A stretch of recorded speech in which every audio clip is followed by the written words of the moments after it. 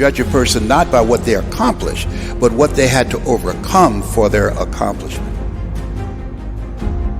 People that are hungry have zero excuses for not pursuing their dreams.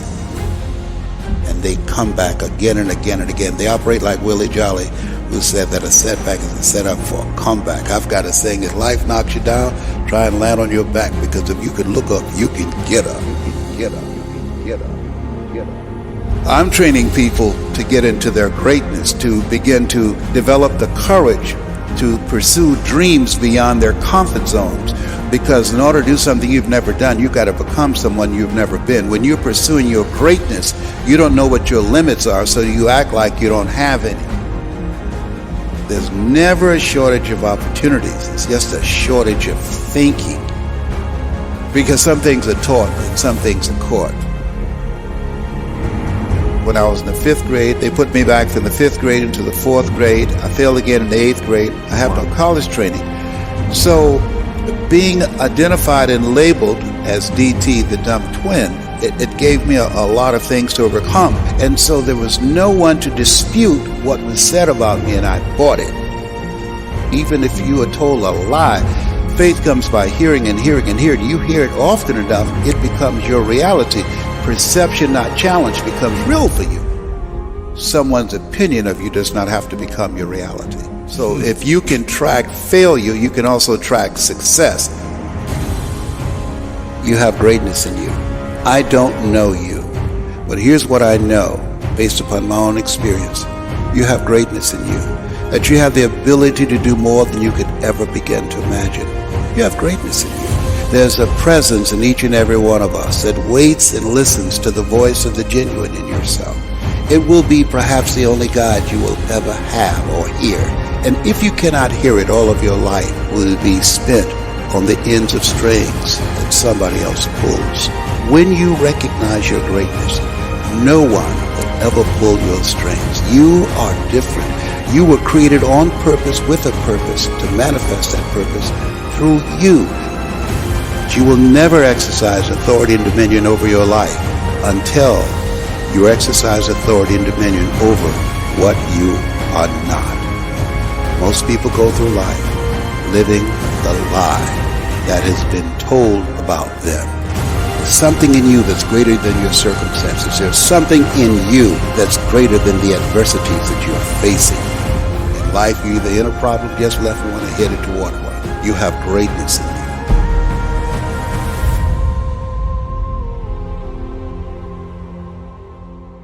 When you're pursuing your greatness, you live from a place of the willingness to live life courageously, to be willing to take chances, to become a risk taker, to make impact, to go beyond believing to knowing, to lean not unto your own understanding, to feel within yourself there's some cause, there's something that's bigger than me, but I'm never alone in facing this. There's a presence that will never leave me nor forsake me. And that when you step into that place, more of thee, less of me, that there's a place where we can go within ourselves. There are things that we can accomplish, things that we can do, that eye has not seen, ear has not heard, nor is in the heart of mankind what God has in store for us. When we surrender life to me, when you're pursuing your greatness, you find something that you love, that you surrender to that something gives you life, and that you turn yourself over to that and allow yourself to be used by life. That, to me, is what greatness is. When I was diagnosed with prostate cancer, I was pondering about my life. Am I going to beat this? And I was reading his words for comfort. And he said, the ideal situation for a man or woman to die is have family members praying with them as they cross over. But imagine being on your deathbed and standing around your bed, the ghost of the dreams, the ideas, the abilities given to you by life, but you, for whatever reason, you never pursued those dreams. You never acted on those ideas. You never used those gifts, and there they are looking at you with large angry eyes saying, we came to you, and only you could have given us life, and now we must die with you forever. And the question is, if you died today, what dreams, what ideas, what gifts will die with you? As I face inevitable death, what in the meaning and purpose of my life that will not be undone or destroyed when I'm gone? My goal now, we learn, we earn, we pass it on. We should be ashamed to die until we've made some major contribution to humankind. I think it's important that people find something that gives their life a sense of meaning and value that drives them, that becomes their magnificent obsession. Because we live in a world where we're told more about our limitations rather than our potential, we go to our graves never knowing who we really are.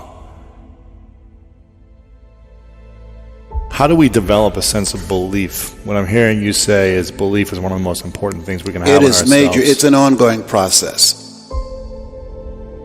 I encourage people to read at a minimum of 30 to 40 pages of something positive every day to program your mind, and all of us can do that. We can go to the library and check out books.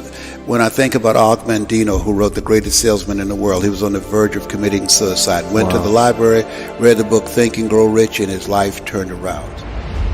Your mindset, your diet, and positive relationships, giving yourself a healing, nurturing environment strengthens your immune system and allows you to stay here longer and do your great work.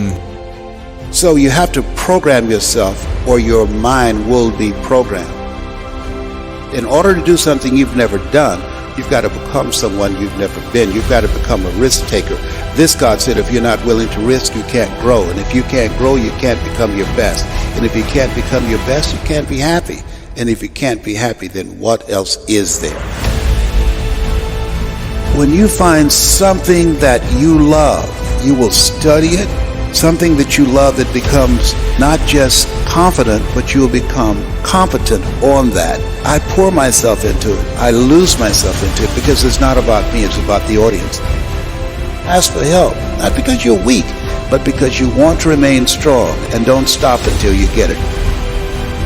I tell people, you're going to face tough times, but I affirm, no matter how bad it is or how bad it gets, I'm going to make it. You don't get in life what you want, you get in life what you are.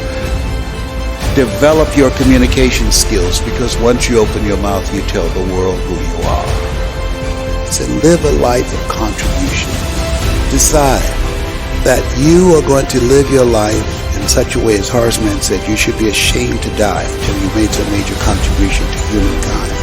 And I want to find other people who have that kind of magnificent obsession, who have that kind of conviction about their lives, who want to make that kind of mark of their lives.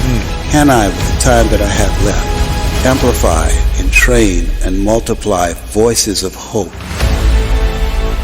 and create a better world? Do I have enough time to do that? And we all have an expiration date. So live your life from a place of love.